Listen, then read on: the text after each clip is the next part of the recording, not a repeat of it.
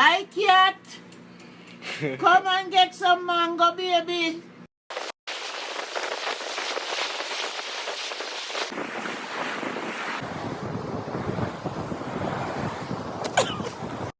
One, two, 1, 2, 3.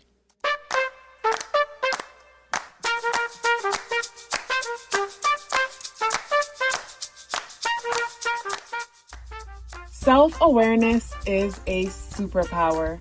My name is KathyLaDonna. Welcome to Soul and Vibration.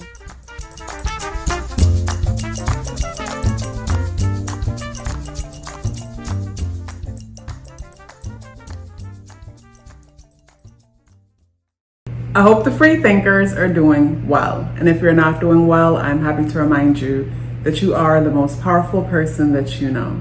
You are the most powerful person that you know because only you can create your reality. Hey guys, today is Monday, Moon Day, September 30th, the last day in the month. And the energies in the day adds up and reduce to number 2 vibration. If today is your birthday, happy birthday. So the number 2 energy is ruled by the moon, like today is Moon Day. So lots of emotional energies when it comes to the day. Emotional energies, dependent energies, codependent energies. And I guess I say codependent because with the moon and Virgo, sometimes if our energy is misdirected and we're not taking good care of ourselves or proper care of ourselves, instead we can focus our attention on other people and trying to fix others instead of, spending that time and energy on ourselves. It brings me to the thought of someone obsessed with trying to make someone better when it comes to something that they need to get better at themselves. And, it brings me to the thought of running away from ourselves and our own responsibilities, but seeming like we're doing something by being so focused on helping someone else. And when it comes to today's energies bring me to that thought, as some of us can find ourselves focusing on things outside of ourselves, opposed to really being still and seeing what it is that we really need. Instead, we abandon ourselves and focus on other things that appear to be important, but anything but to face ourselves in some situations today. The spirit animal is the nightingale, and the nightingale came out in the reversal position. So in the upright position, as you can see, the nightingale energy reflects being expressive. I think of someone speaking their truth. I think of how this bird energy deals with the mind, deals with communication. In the reversal position though, what comes to mind is to hold that truth because they can't really hear you. Hold that truth because they can't really hear you. When it comes to today, you might find yourself in situations where it's like you're communicating with someone, and as you guys are communicating back and forth, if you were to ever pause and observe the conversation, you'll see that they're not listening. And it's not that they're intentionally not listening, but it's whatever it is that they have to say feels so hot that they have to drop it, they have to say it, they have to express it. So it's like they're just pretty much waiting for their time to speak, because for them, or maybe this is even you, there's this level of urgency in wanting to express whatever it is that you have to say. Or I think of how today, the sun and Mercury conjunct each other at an exact degree. And I have that in my chart. And as a kid growing up, I got in the most trouble for just saying what was on my mind. And it's finally in my adult age, I stop and I think first. Or sometimes in videos, y'all will hear me say, I don't know. I do know, but that's almost like how a part of me kind of stops me from just saying it, even though for the most part, I still say what I'm feeling or what I think or what's on my mind, but not to the extent like when I was younger, because it would get me in a lot of trouble. And I think that was the reason for all of my troubles, just saying what was on my mind. And it wasn't even just saying what was on my mind, but it is what it is. But yeah, with today's energy, with Mercury and the sun being so close to each other, expression could just, come out. Everybody is expressing themselves. But with it in Libra, I think in some cases, people might be expressing themselves in ways that they think others want to hear. Expressing, like, I think of, like, it's good when you're present and observant and not just lost in what you want to say. Like, because then you see things that you normally don't see. Where with the sun conjunct Mercury in Libra, I think of, like, say someone observing you and assuming who you are based on their observation of you. So because in their mind, they put you in a box and they think they know who you are based on summing you up from however they decided to. So then they relate to you in a way that they think someone like you would relate to, only to keep missing. It's like, say, based on your style and the way you dress and the way you carry yourself, someone assumed that someone like you should really be into a certain kind of music or a certain kind of lifestyle or something, and you're not into that though, and they keep trying to relate to you in that way, but they keep missing and they look confused because instead of allowing themselves to observe you and get to know you right away, they're trying to, I guess, maybe paint a certain narrative of themselves to you, why they, go out of their way to assume instead of just allowing you to show them who you are. And I feel like when it comes to today's energy, some of that can come up. And I don't feel like it's like someone trying to be manipulative in some cases. I feel like in a lot of cases, it's like someone people pleasing, wanting to be liked really bad. So, they do and say what they need to say for you to like them. But, I've learned through the years that people pleasing, it's like whenever we're in people please mode, it's like we're not being authentic or honest. So it's like when you're in your people pleasing mode, you might come across certain people that treat you bad, even though you're being so nice, because they can sense the fakeness. Even though when you're in the people pleasing mode, it doesn't feel fake. It just feels like survival. But really it's not how you would operate if you were confident within yourself completely. Like if you're completely confident in yourself and you didn't care if they liked you or not, you probably wouldn't go out of your way or put so much energy on certain things that you might put energy on in order for others to feel good, in order for others to feel seen, in order for others to feel okay.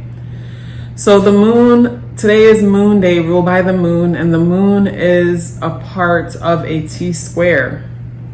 So with the moon being in a T-square, the moon is opposing Saturn and Pisces. So with the opposition to the moon in Virgo and Saturn and Pisces, moon brings me to our inner world, how we're nurtured. It also brings me to our heart and our connection to source. And with the moon in Virgo, it's like, I think of like Virgo is like a filter. In the inner world, the moon is filtering information and just life through the Virgo energy, which is patterns and being critical and perfection and all those things, and being of service and helping and nature and the earthly things. And like the moon opposed Saturn and Pisces, Saturn is expressing itself through the filter of Pisces. And with Saturn and Pisces, to me, Saturn and Pisces is like, say a household, kids have a house all to themselves, and there is no authority there. There's no adults there. They could just do what they want, when they want, how they want. The place is pretty chaotic. And Saturn is like an authoritative figure coming to spend some time in the home. So while the authoritative figure comes to spend some time in the home, there's order in the home. There's discipline in the home. There is structure in the home. And even though at one point the kids thought they loved the chaos and the craziness of doing what they want, when they want, how they want, no boundaries, with Saturn coming in and creating boundaries, they realize that, wow, my room stays clean all the time because Saturn is that disciplined parent that tells me to pick up after myself. As you take your clothes off, just put it away, don't put it down. as you take something out, put it away, don't wait for later. So after a while, the children, realizing that I like this structure of Saturn here, because my room just doesn't get so crazy anymore, where it's like it takes days to organize it, clean it, and put it and make it clean again. Like with Saturn here, my room is actually clean and it stays clean, and I know where to find everything, reflecting the mind. There's clarity in the mind. I know where to find everything. I know where everything is. I could even do stuff and create things because there's so much order in my life. So with Saturn and Pisces, that's how I see Saturn and Pisces. And with the opposition of the moon and Saturn energy, the moon in Virgo, we're taking ourselves way too serious and obsessing over the material, the tangible side of life, being of service and what the world and others thinks of us, and wanting to be so perfect to the point that we're so critical of ourselves and others. And then with Saturn and Pisces, slowing things down and creating structure when it comes to believing in your premonition, your intuition, and your ability to visualize and create world from the non-physical side of things.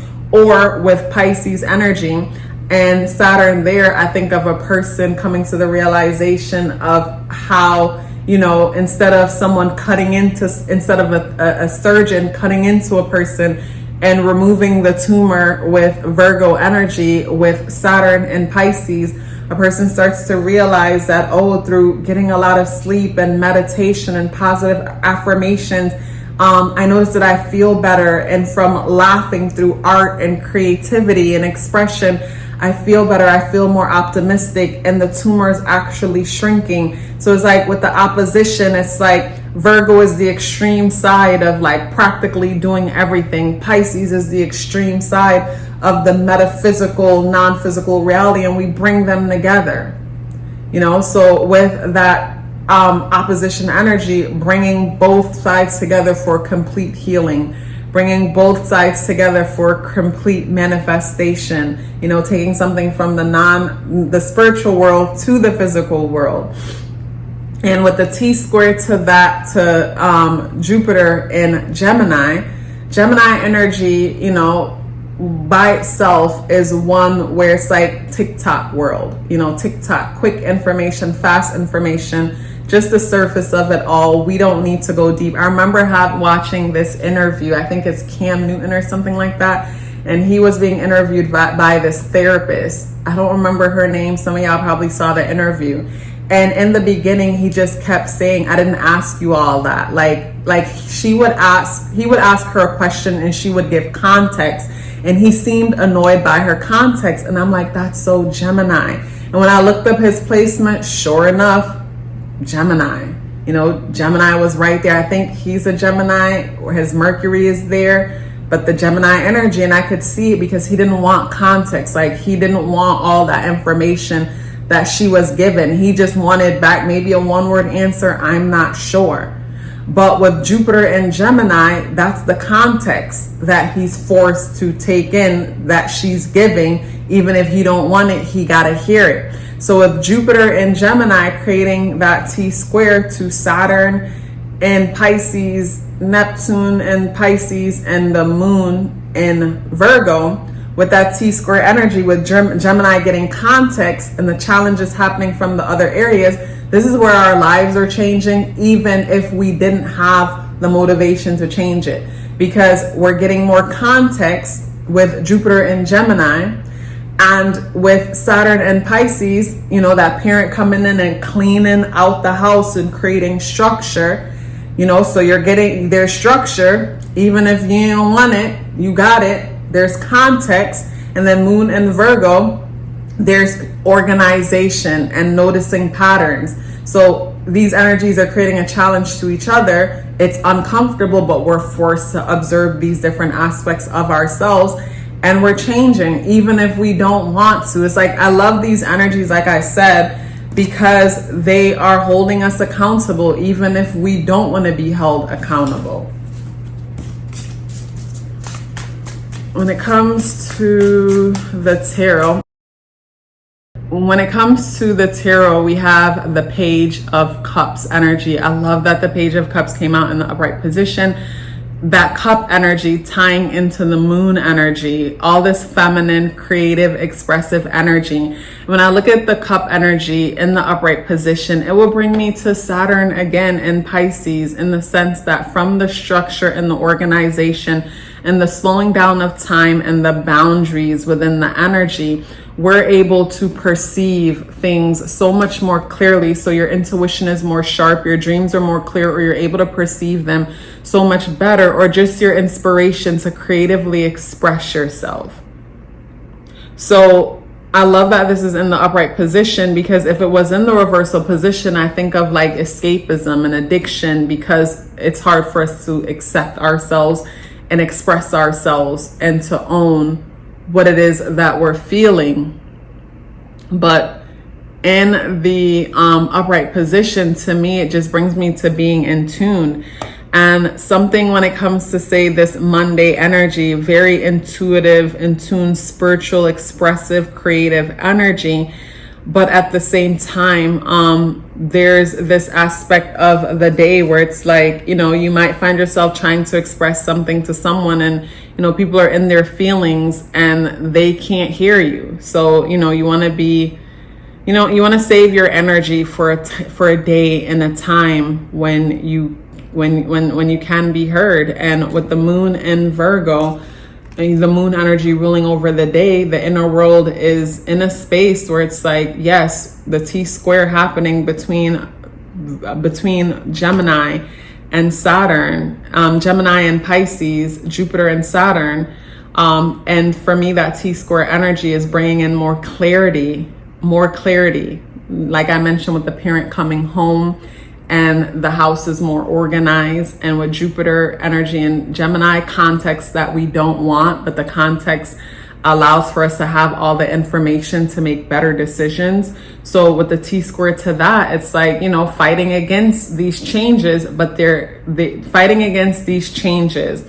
But with the moon in Virgo, there's a trine happening between Venus in Scorpio and Mars in Cancer.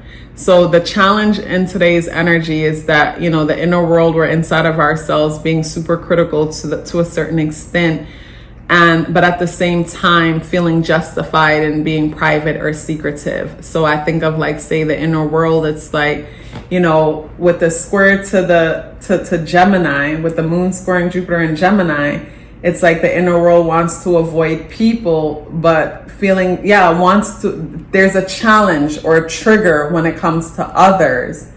And there's this need to be more alone. And I think the trigger when it comes to others might due to insecurities. And, say with Virgo energy being so perfect, not being where you want to be, like a thought that comes to mind, and this is not necessarily it.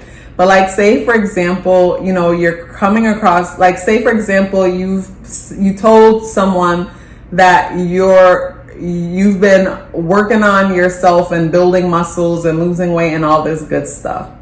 And then today you're coming around these people, and with the squares to the moon, it's like you don't want to see these people because, like, you don't feel like you look like, even though you look amazing, but maybe with the Virgo energy, you're super critical of yourself, and you don't want to see these people because you don't feel like you look like what you've been telling them you've been doing. So you come up with a good reason or excuse to kind of avoid them, is what I see with the T-square where the moon is concerned and the trine where the moon is concerned. But either way, when it's all said and done, these energies together brings me to less talking. Like, this is not the time to where it's like you express yourself and let them all know how you feel, unless they ask. And even if they ask, give it to them slowly to make sure that they're hearing you and they're with you, and you're not wasting your energy explaining something, because you might explain something today and have to explain it all over again in a few days because, like, they didn't hear you. They did not hear you. Hey guys, I want to share with you 7 benefits of getting a numerology natal chart awareness coaching session. The first one is understanding your internal programming. The second one is becoming more clear about your purpose and passion. The third is setting goals for success. The fourth is awareness of strength and areas of improvement. And the fourth one was foundational for me because whenever you're aware of your weaknesses, no one can use them against you. And when you're aware of your strengths, that makes you unstoppable. And that is why I say self-awareness is a superpower. The fifth benefit is removing obstacles. We first have to become aware of a thing in order to remove it in the first place. The sixth benefit is understanding relationship dynamics. We don't have to change the people in our lives. We have to become aware of ourselves and start from there, and everything changes. And the seventh benefit is upcoming transits, if that's something that you would like to look into because you're planning for something or you just want to be aware. So if you're interested in booking a numerology natal chart awareness coaching session or learning more about it, the link to book or the link to send me an email for questions are both within the description box below. If you'd like to check out my Patreon where I share exclusive content, the link to check out what's happening on Patreon is in the description box below. It was a pleasure sharing this message with you. Before you go anywhere, please let me know you're here with me by dropping me a orange heart in the comment box below. I would love to hear from you and look forward to seeing you tomorrow. Love yourself as if your life depended on it, because it does. Take care of yourself, and I look forward to seeing you in the next video.